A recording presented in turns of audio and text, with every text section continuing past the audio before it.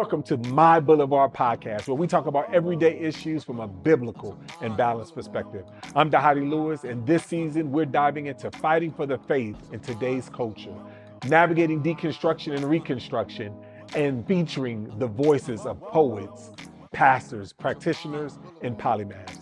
Thanks for tuning in and enjoy today's episode. What's up, everyone? I am here with Pastor Rick Trotter. He is a dear friend of mine. He pastors a church on the same campus that we are in, the Stone Mountain campus. I've known his family, known his wife, his children for many years, and I'm excited about the conversation today. And it's not an exciting conversation, but it's a conversation that I think is needed. It's a conversation that has being had. So it's not like we're breaking ground on this conversation. It's being had in many places, but it's the first time that I've officially tried to talk about any of this. And it's for many different reasons. So today we're going to talk about the conflict of Israel and Palestine. And the reason why it's the first time that I've talked about it is because, it's something that it's important to me. I mean, it's something in so many different ways.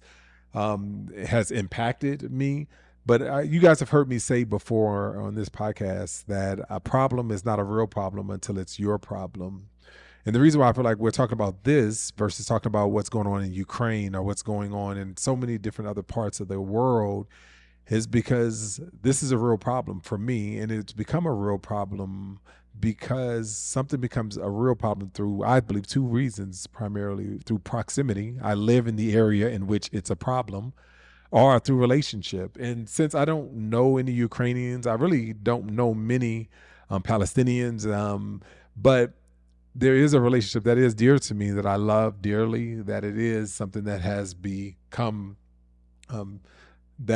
dear to their hearts, and it's my daughter. And my daughter recently was suspended from UGA, and now because of protesting for the rights of Palestinian students on UGA's campus, and that has just done a lot, both to our family, to her, and so many different things. And so I was just like, I told her, I was like, I want to research this. We've had disagreements in the past on lots of different things, but right now it is one of those things that are that she's just like, she feels like I've been too passive, if that's a word, when it comes to this.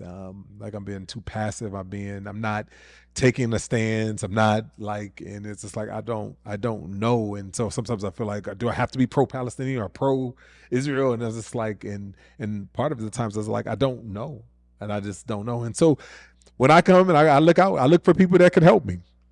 And so Pastor Rick, you are here to help me and to help us just the process through this. And so I just appreciate you jumping on today.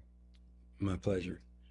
I say that with tongue in cheek. Yeah. The idea, because it's definitely a controversial issue.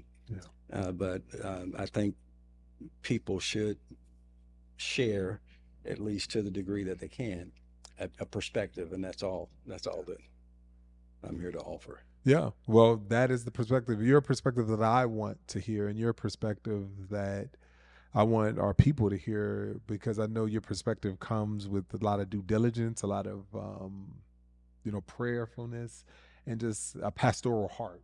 And I think that is critical for this, because I mean, would you say that are there winners and losers in this debate? Because that's the way it feels like you're either for me or you're against me. There's a winner and there's a loser. There's clear right and there's clear wrong, in here. But it's not that simple. No, it's not, and generally war never is. And there's normally enough wrong to go around. And as a matter of fact, I think if we talk about war in general, we would have to say that war is normally the result of some failure, where people could not reach a peaceful agreement. And in a perfect world, if peaceful agreement could be reached, we wouldn't have war. Yeah. But we know from our history That's not reality. That unfortunate consequence is there, and so sometimes we're left with trying to sort through things and find out, well, is identify the truth. Why are we here? And unfortunately, that we do find that we come to places where war was the result, and we what we hope is um, that there is the goal of preserving life. Mm-hmm. Is that meaning that life is valued, and that people are doing everything that they can to value human life. And while it may sound like a slight contradiction in idea, war and saving human life, but that is often the dilemma that we're left with. Sometimes wars are fought because you love life, Mm-hmm. and but it's the way the world is. Yeah, and I think that's one of the things that we have to stop and pause, no matter if you're pro-Israel or pro-Palestine, no matter what, is that there are human lives being lost Yes, from both sides. and the and my heart goes out because you say, well, yeah, there are lives being lost on both sides, but at some point, you when you see the human carnage, um, it's heartbreaking. When you see families disrupted and just a human tragedy there, um, the passion around this issue is understandable for anybody that values human life. When you look at it, you should feel some kind of way. Yeah. And probably a greater sign of something being wrong is if people weren't passionate about the loss of human life. Mm-hmm. And but with anything, we need context. We need context. And with the way media is now, we get snapshots. Mm-hmm. We get to see the results of things. We don't necessarily know why they exist. Mm-hmm. And that's one of the challenges that's there. And so we're going to talk. We're going to talk about it. This is a real problem, real issues. People that are wrestling with, people are being affected by, And so, just for the sake of the audience, and as we come, are you pro-Israel or pro-Palestine? I would say I would like to be pro both. Mm-hmm. What I mean by that is that I believe that I pray that there would be a peaceful solution. Mm-hmm. I recognize that there is not. If you say, and I don't think because I believe that some principles are being upheld and some principles are not being upheld, that I'm against someone. Mm-hmm. So I try not to be boxed into that. Yeah, that's good. Okay. As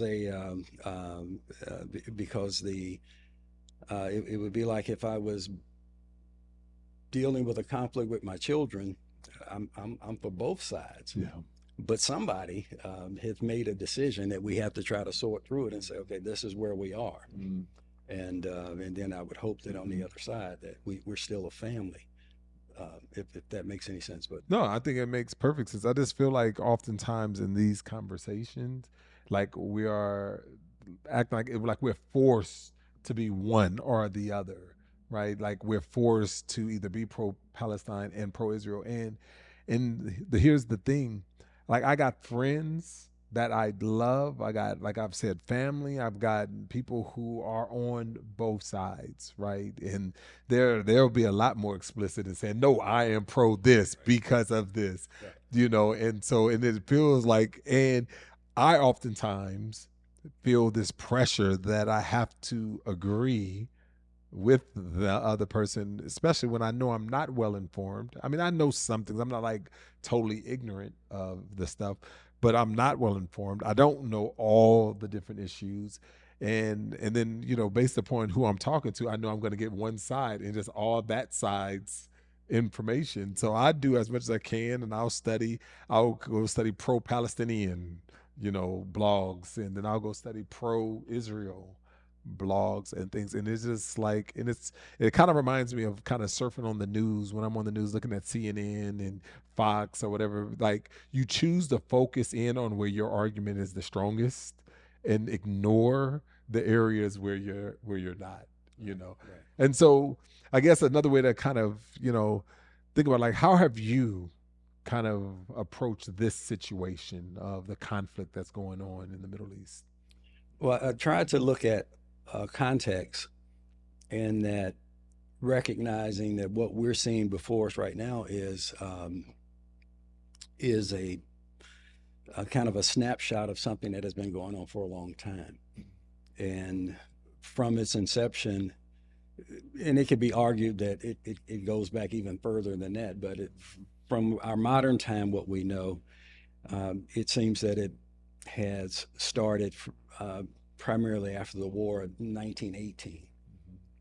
And that's when Britain had control of the area after the war with during the Ottoman Empire, and realized that there were two groups present in the land. And I think the decision that they made in terms of trying to understand the conflict, and then later in 1936, through the Peel Commission, deciding that the best solution was to try a two-state solution, meaning offer both people their own state, and that being a place where the conflict started, just between the two people groups. Yeah. So how would you describe, for a layman, for someone who's learning this, the argument from both sides? Well, let me clarify from two laymen's. Okay. Yes. There's this is purely sharing a perspective that's available to everyone. Yeah. In other words, fortunately for anyone who's concerned, information is available, meaning you can go online or Google or AI. There's information available. Doesn't mean that we would have all the truth. And when I say by truth, it's normally more than one perspective of an argument. And so that's what makes it so difficult, is because you have the information, but you don't necessarily have all the motives that led to that. But with that, in layman's terms, is that that when that decision was made in terms of the people who had won the war, and this is unfortunately how things are decided before they left the area, what should happen, they decided that the best solution was to have a two-state solution, offering land to both parties. And if you It's about Great Britain, who won the war. And we're in the 1900, 19, you said 2019? The war was won 1918. 1918. But in 1936, when they looked at that there was still conflict there, and they did, the Peel Commission went in to look at why was there conflict, they realized, okay, there are two people groups here, Arabs and Jews. And they decided that, okay, well, a two-state solution was the idea, to divide up the land and give them their, and actually statehood wasn't the issue there, it was just that land for the people groups. And the decision was made to give Israel an amount, and to give the Arabs an amount. They didn't agree. Yeah. So when 1947, later, when they decided to, that's when statehood became an issue. Okay. And Israel would be recognized as a state. And again, the Arabs did not agree. And when you say statehood, that means officially like drawing up borders, drawing up lines. Is that what statehood means when you say statehood? No, when I say statehood, I mean that they're recognized as a nation, as a people group. Okay. And they're given statehood, and so the land had pretty much been divided or by them years before that. Mm-hmm. Everybody wasn't in an agreement. Okay. It was, according to the best information I could find, the offer was they gave 20% to Israel, they gave 80% to the Arabs. But it seems that the issue is on the 20% that Israel had. Yep. And so in 1947, when they were given statehood, when it became official in 1948, that's when the war started. Okay. And the fighting started. Yeah. And at that time, Jordan was occupying that space, but Israel won the war. Okay. So so in 1948, because oftentimes people, and I've seen many YouTube arguments, whatever, this is not a biblical thing. Christians always want to make this a biblical thing. This is about statehood. This is about rights. This is about imperialism. This is about, all of that. And you even started off, it says, to some degree, the people who won the war, who was in possession in 1918, they were determining how to divide it, how to make this work when you had two different people groups who historically don't like each other, what to do. So it's sort of like, you have kids, I have kids, you have two siblings that are sharing the same room and they're having problems. They're having problems with one another, right? And so two kids that have problems with one another, you as a parent, a lot of times there's no win. Right. To that situation. I don't know about your kids. You probably had great kids, but I had some kids that they had some problems with one another. I know I had some problems with my kids. Show, as you know, like for some time, I think he hated me for some time because I was that picker. I was that kid that was always like picking. I'm a middle child. I was a middle child. So what can I say? But anyway, getting back to this is something that is, you have the people who were ruling the land at the time, because they won the territory, having two people groups that did not like each other, trying to figure out how to let them get along, cooperate, and that's kind of by recognizing kind of the statehood. And so that in 1948, that's when the two-state solution started becoming a potential or a possibility. Well, is that when that happened? Before 48, but rejected by Arabs. There's an argument out there, in all fairness, where people are saying, well, they were there, that Britain shouldn't have made a decision in terms of who would get what. Right.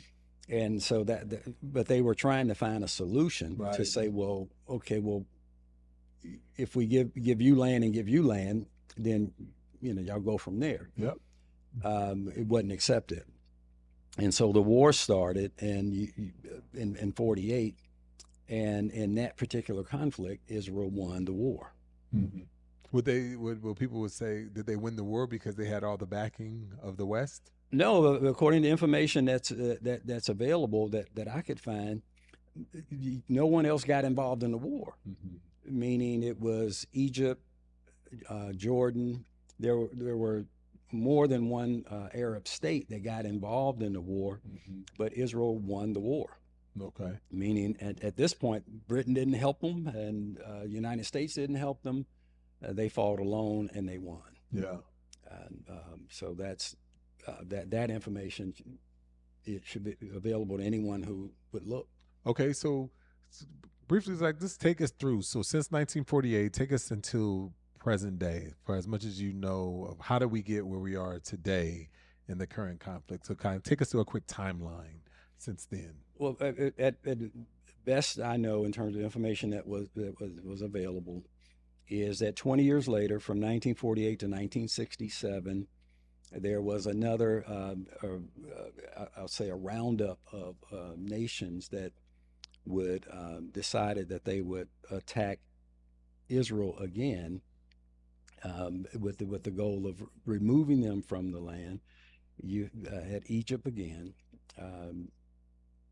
Jordan, and at that time the Arabs that had been displaced in 1948, mm-hmm. because after the war, And the information that, again, the information that's available to everyone is that the Arab nations encouraged the people who are now referred to as Palestinians to move out of that region. They were planning to attack Israel. The idea was they will be eliminated, and then we can go back in. Well, the war didn't turn out that way. So when we come back to 1967, there's another plan to attack again, and that's for the Six-Day War. Well, Israel won that war, and as a result of winning that war, they inhabited Gaza and the West Bank. And so that's in 1967. So they have both. But one of the things that was there for them is that the opportunity to try to find a peaceful solution.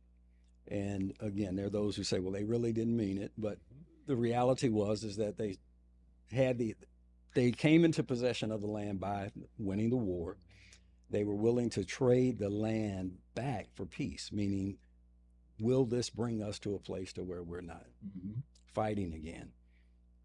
And that has been, you said, well, up to today. Well, there's a lot that happened in between there. Right. Terrorism grew, as many people are my age would remember the 1972 when the Sabian airline flight 571 was hijacked by terrorists that claimed to be Palestinians, and they hijacked a plane, and they wanted they separated the Israeli passengers and wanted to use them for bargaining, and Israel had a special force that came in that dealt with that issue, and that was 1972. Well, later that year at the Olympics, 11 people, the Israeli Olympic team were assassinated at the Olympics. It was 1972. The irony of that is that your current leader of Israel was one of those soldiers that was there as a 22-year-old. So it gives us some idea into the mindset of a person who has dealt with terrorism their whole life. The whole life. Yeah. Doesn't make it right or wrong. It's a dynamic that I think plays into what we're actually seeing, and perhaps some of the perspective of how a person views it. What do you do with terrorism? Yeah. And but you said up to today. So from 1972 forward, there are probably some significant dates. The efforts of different American presidents, Jimmy Carter being one. We could probably another major one probably was the last one of the close to the last one, wasn't the last one. Bill Clinton, on the tail end of his administration, brought in the Jewish leader and the PLO leader, met at Camp David for 14 days. The information is that Israel said yes, the Palestinians said no. In all fairness, it was the people saying, well, that wasn't a workable deal or something that we felt they didn't like about. the terms. They didn't like the terms. Right. So so you have from 1948 to the present at least 5 times that someone has come in, looked at it, offered a solution, and said, can we make a deal here for a two-state solution? Right. And 5 times rejected. 5 times rejected. And what would and you kind of said it, like what somebody who was pro-Palestinian, just clearly they would say, like you said, it wasn't acceptable for Palestinians. But a lot of it is that, do you know if it's based upon because this is our land and outsiders don't need to be determining? Is that, I mean, what is the argument between the two, in the sense of why they're rejecting proposals where it seems like they were even giving more land than the other? it seems the major issue being that it seems to stem around Jerusalem itself. Yeah. Um, Honestly, I can understand it completely because in two of the solutions they offered half of Jerusalem, Okay. and I guess it wasn't the right half. Right. Now that's an oversimplification of something Yeah. that has some deep roots Right. in it. The question becomes, or that what is very difficult to understand is that when you have all, at least the world powers as we know them, and you say, well, you have a UN that has offered a solution, and that solution is not acceptable. Where else do you go? And the being where they are right now, like I said, those solutions, if they weren't agreeable to both sides, I'm not saying who was right and who was wrong. Right. I'm just saying that there has been efforts To do it. and there are those who would question if they were real efforts because we didn't like the conditions. Right. You're left with this, at least a part of the consideration is that, and where we started asking the question, what do you do when you can't find a peaceful solution? You end up with war. Yeah. And then when you have war and the war is decided, and now you're left with, say, well, what do you do? I still don't accept the terms of the war. Now you have active terrorism. What do you do with that? Yeah. It's tough. Yeah. Can I talk? Because it seems to me, and this is really anecdotal, just me and my personal research and talking to people, it seems like the older generation, meaning let's just say even 45 and above, are more pro-Israel, and the younger generation, right, same around that same age and younger, are more pro-Palestinian. You've mentioned multiple times the idea of terrorism, and what do we do with terror and terrorism? And I know that is something that has marked a generation in the same way school shootings have marked Gen Z. In the same way, there's certain things, but I know, like for us that have lived through 9/11 and terrorist attacks and those types of things, Osama bin Laden and those types of things, it seems like that marks a generation. Do you think that this disagreement is a generational? Is it divided generationally based upon like what season you are in life? It will play a part in it, primarily because where we are today, when things happen, you see them. Yeah. You can see it.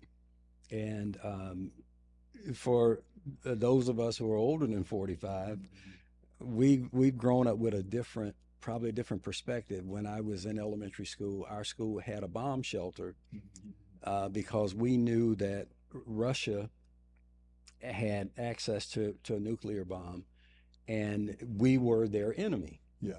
And so we grew up with that, and we understood that we had regular weekly drills that if we were under attack. Bomb shelter, yeah. And so that's what we grew up with. So we understood that there was, the world is not a perfect place. You can't always negotiate what you wish you could negotiate, and you're left with war. For my generation, we've gone through that. We've gone through, we've seen other wars, and we've also gone through, I understand that 9/11 represents, that was what, 23 years ago. I was married 11 days after 9/11. And so I remember the feeling that on 9/11, walking into a room and thinking that a crop duster had crashed into one of the towers, and seeing that this looks much bigger than that, and then seeing the other plane come in, and other jetliner come into the other tower, and being in shock. Yeah. And standing there watching this, because you recognize in that moment, wait a minute, those two buildings employ about 50,000 people.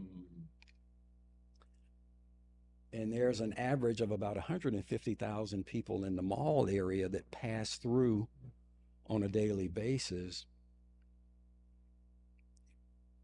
We had no idea how many people were going to actually die in that moment. And so, being at that time a middle-aged person, I remember having a conversation with another gentleman who was close to my age, and we both were talking about signing up. Why? We're not people who, we're not even soldier age per se. But the idea is, you don't, when you're being attacked, you recognize that things have changed, and there's some response. So that mindset is probably a little different from someone who's never had that as a present moment or a reality, that recognizing there are people who don't like you, and that's an understatement, but the reality that they would be willing to do you harm. Yeah. Living with that reality that the world is not a loving place. Yeah. And you being left with sometimes with few options. And so for us, and as Americans, we had a decision to make after that attack of what to do next. And people are still arguing about if it was the right decision. But the question becomes, how do you respond to a terroristic attack? Yeah. We lost 3,000 people that day. Yeah. Yeah. And so in here, we've talked about just like the amount of Israel's, like Palestinians and Israelites, Jews that have been killed, hundreds of thousands, tens of thousands, of people who have been killed. But it's in that we're talking about, like, is there a Christian, let me just say this, is there a Christian way to view this? And again, I know that there's a Christian way, but like, is it like one way or the other? Because I have Christians that are pro-Palestinian, right? And I have Christians that are pro-Israel, and all of that. But oftentimes it gets resorted to kind of, this is a biblical conflict, and they go back to Hagar and Ishmael and Isaac, and just the beginning, and all of that. How do you wrestle with this biblically? When it comes to just our vantage points as believers, addressing this issue. Well, for me, I think that's I don't think that's the best way to view it, because you don't want to excuse evil from anyone, and especially say, well, if it's legitimate evil, even if they have a biblical name, it's still evil. Yeah. And so I try not to go there, meaning that we should be able to look at it and let it stand on its own. For instance, when we were attacked on 9/11, the Christian view for me was, do I need to sign up? Yep. We're under attack. And this is not necessarily a direct correlation, but I think we could acknowledge this. The largest loss of American lives in any war was the Civil War, meaning the war among us. Yep. Yep. And particularly for Black people, that was an issue. You say, well, I don't know what their heart motives were, but I know the net result was our freedom. So how do I feel about it as a Christian? I feel like they made the right decision. 600,000 people died. Would I, as a Christian, prefer that 600,000 people die? No. Was there another solution? None came forward. Do I enjoy my freedom? Yes, I do. It's interesting that a few months ago, we celebrated Juneteenth. Juneteenth essentially is an acknowledgement of a warrior in this regard. That a war-weary nation had to make a decision. The war is over, we won the war, but there's a group here that won't let the people go. Yeah. What do you do? Yeah. Well, you send 2,000 soldiers, and many of them were volunteers. Many of them were black volunteers joined in this 2,000 soldiers. They go down to Texas and they say, you have to let the rest of these people go. You say, do they want to fight another fight? Do you want more people to die? Yeah. Well, they were unwilling to accept them not being free. That's not an easy decision. That's not a decision that you want to have to make. But I would say on this end, and I'm grateful that they made that decision. Right. And so that's the hard dilemma of what war does. So, you know, this has been really, really helpful, and I really appreciate you educating me in this. I know some of my friends and people that are pro-Palestine would say, well, this is not like a war because there's not a nation state for Palestinians, and it seems like the whole of the Western world is supplying Israel with weapons weapons and things that is going. So it's not fair. This is genocide. You've heard that word. This is genocide. This is them trying to eradicate a people. And we as a nation are behind this genocide. What is your perspective on that? And my son and I had a conversation about this in terms of genocide. And when I went back to look at the definition of genocide that came out of World War II, it doesn't fit that. This is not a people who are trying to eliminate a people group. This is a people who have determined, and this is where it gets difficult, because with any war, and when I use the word war because that means there are opposing sides, that someone is making a decision, what's in your best interest to protect your people in future. You may not be right, you may be wrong, but you're making a decision. And what we see here is that if it was genocide, you say, well, they have the ability to just eliminate people. They had that ability before October 7th. Mm-hmm. That's not what was happening. Yeah. And so they say, well, we've come to the conclusion that this area can't be occupied because this is where we're being attacked from, the area in Gaza. And this is something that, people look at that both ways. You say, well, the Gaza was yours since 2005. What did you develop? What was developed? We know that there are tunnels. Yeah. The tunnels were developed from which Israel is attacked from. Mm-hmm. So you say, well, how do you create a genocide by waiting until you're attacked? That's not normally how that happens. Yeah. So the classic definition of genocide would be like where it came out of some of the Nazis regime, when they slaughtered people who were not combatants. They were not military people. They were not involved. Similar to what Saddam Hussein did when there were people who were fleeing. In other words, they're leaving. They're trying to leave this area, and you're killing them. Yeah. And so that's different. If you have people that are leaving, and if your goal is say, well, this is the space that we need cleared, and you're willing to let them go, you let them know you're coming, you ask them to leave the area, whether you think they should leave or not, you have to say the effort is made to spare lives. Mm-hmm. And that's one of the things we look for, is say, is there any effort? Is there any restraint?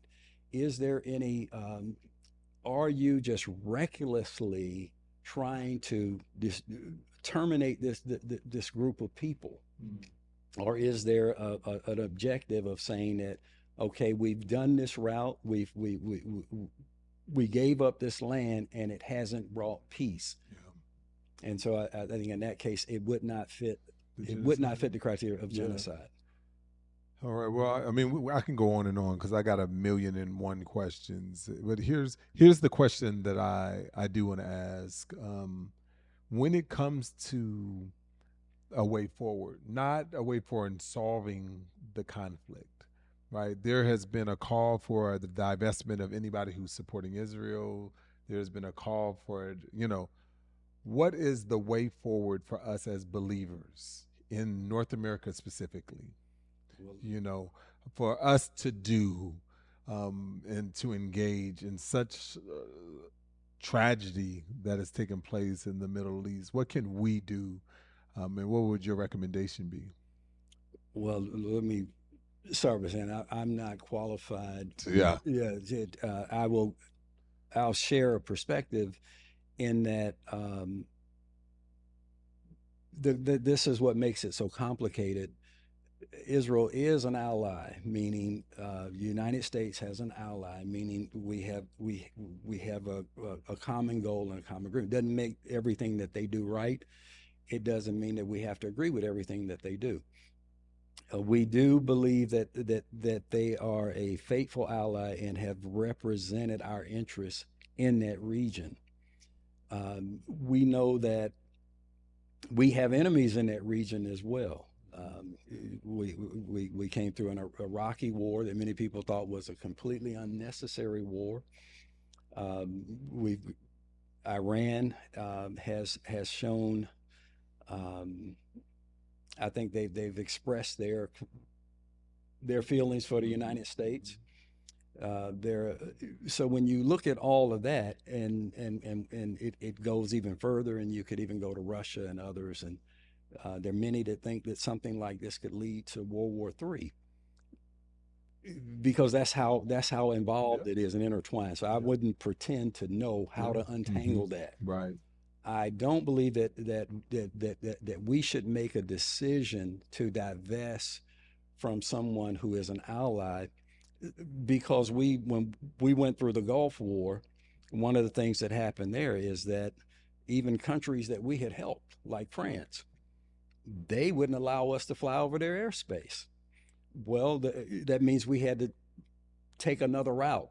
Because we were convinced that we have to get this needs to be done. So with that, when you have countries that have decided that this is in our best interest, everybody may not agree. And so by divesting from Israel, we would be siding, saying that you're wrong, and leaving them vulnerable to others. So in that case, I would say I don't think that's our place to do that. No more than it would be someone else, another country, to tell us how we should respond to 9/11. You can't go. You can't go over here. What you can't do, because I see that as a similar thing. That when you have a country that is making a decision, that's responding to something that they feel that they have to respond to, that's in their best interest of their future. It's important to stay with them, the And allies. So would you say and again, this is more super hypothetical, but is that the same? So if we were hypothetically an ally of Palestine, we would remain an ally? Is that? Well, actually, the United States is still one of the largest supporters of the Palestinian people. They're the only group. Well, I wouldn't say the only group. Let's just say this. From what I could understand from the research, is that the Palestinian refugees are being supported by the UN, and the United States is one of the largest contributors to their support right now. So we're doing what we're doing both at the same time. That's good. Yeah. And there's also, and this question would be there, what the real numbers are. But Israel has been a humanitarian aid to Palestine and to Palestinians, and I know that finding the true numbers is very difficult because there are different reasons. But So there are people who are actually looking at both sides. It doesn't take them off the hook in terms of what's right and what's wrong, but it says that there is the effort to where when you look at it, you say, well, you're trying to do two things at one time. Yeah. And Well, this is very hopeful. I'm grateful. I hope that you've been listening to this, that you hear Pastor Rick's heart, my heart. In this, we did not come on here to try to solve the world's problems. We did not. not at all. We did not. This is two people, and I'm very grateful, Pastor Rick, you joining and being a part of this, because I feel like this was a conversation that is needed to have, because oftentimes a lot of people that I'm running into are like me, where I'm learning, I'm investigating, and I know you in a similar way, but have done a lot of the research and have done some research that is available to all of us, online. And because at the end of the day, we have to figure out how we're going to continue to engage and to live in such a broken world, World. and I think that is the reality. Unfortunately, people are dying, Yes. in this during this time, and the stakes are really high. They're really high, and so we just wanted to talk. And we wanted to open that talk up to you. If you have comments, please email us, or if you put it in the chat. And we just pray that this was helpful. Amen. And it is, again, just in closing, or it's not an easy thing to navigate. And I know that whenever we see the number of people dying that are dying, I would pray that people would be brokenhearted by it. War is heartbreaking, and my prayer would be, is that there would be a peaceful solution. Yeah. There's a reality. There's a 77-year history that we're seeing that's going on there, that the rest of the world hasn't been able to figure out how to solve. Yeah. And it's tragic. It's not the only tragic situation as the world exists. We know that, if I can give one more example of something that it's like, really, this is when in the course of options and trying to figure out what should we do, United States was in a space that it's not talked about a lot. In 1962, you say, well, what would make you risk everything in this moment? Well, in 1962, October 27th, you had a submarine that was approaching Cuba. You had a United States ship that started dropping depth charges to cause, hopefully, to surface. Mm-hmm. Well, that submarine is carrying nuclear torpedoes. Mm-hmm. I was alive, Mm-hmm. know anything about it. So you say, well, okay, this submarine has a decision to make. Do I fire and start World War III? And where do I fire that missile? Do I bomb? Do I fire it to Florida? Where do I? Yeah. Millions Right. of people. Impact. Yeah. And you say, well, the United States, do I let them continue on their journey to Cuba and continue to build nuclear weapons in Cuba, which could reach the United States in short order? Mm-hmm. The decision was made. This is the line. We put everything on the table. We can't continue. We can't allow this to continue. You say, well, wait a minute, you're putting half the world almost at jeopardy. Yeah. In this decision. It's the world that we live in. Yeah. That day, that submarine, the vote was 2-1, meaning there were 3 decision makers on that submarine. 2 of them said, push the button, fire the missile. one person said, don't do it, wait. Well, we're here and we're having this conversation because they didn't push the button. But for most of us, we don't realize what a dangerous world we live in.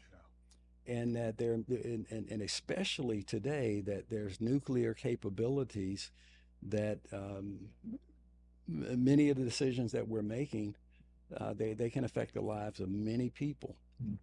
And so that's why when we look at there's war, there's terrorism, all of that plays a part in it. And in some cases we say, well, some people don't observe the rules of war. And it makes it a very dangerous world. And so we continue to pray that somehow we will find peace, and that we will make better decisions, and that and pray that all of us would have a higher view of the value of human life. That's good. We'll end on that note that we would all celebrate and embrace the Imago Dei. That we would all have a value on human life, because that's really what this is about. And so thank you guys for tuning in. Thank you, Pastor Rick. And until next time.